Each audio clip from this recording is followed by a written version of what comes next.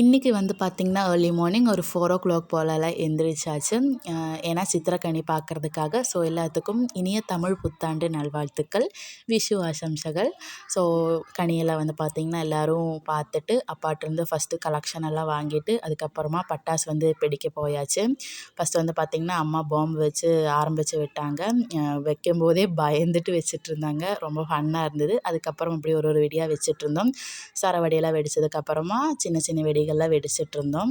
So அதுக்கப்புறம் அப்படியே வந்துட்டு எல்லோரும் ஃப்ரெஷ் ஆகிட்டு ஒரு 6:00 ஆகும்போது அம்மா அப்பா வந்து கோயிலுக்கு போயிருந்தாங்க.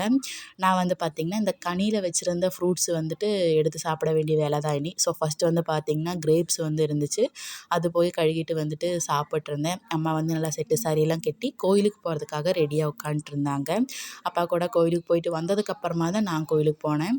போய் வந்துட்டு சரி என்னடா ஃபுட்டுன்னு பார்க்க போன போது அம்மா வந்து ரொம்ப பிஸியாக வந்து ஒர்க் பார்த்துட்ருந்தாங்க. அம்மா வந்து பேக் டு நைட்டி அப்படி வந்து பார்த்திங்கன்னா குக் பண்ணிகிட்ருந்தாங்க. பொங்கல், சட்னி, வெங்காய சாம்பார், தோசை, இட்லி எல்லாமே பண்ணிகிட்ருந்தாங்க. அப்பா வந்து பார்த்திங்கன்னா கொஞ்சமாக காக்காவுக்கு வந்து சாப்பாடு வச்சுட்ருந்தாங்க. ஸோ இப்படித்தான் இன்றைக்கான மார்னிங் போச்சு. ரொம்ப ஹரிபரியாக இருந்துச்சு. ஸோ நம்ம நாளைக்கு ஒரு மினி விலாகில் பார்க்கலாம். அது வரைக்கும் பாய் பாய். இந்த வீடியோ பிடிச்சிருந்தா லைக் பண்ணுங்கள்.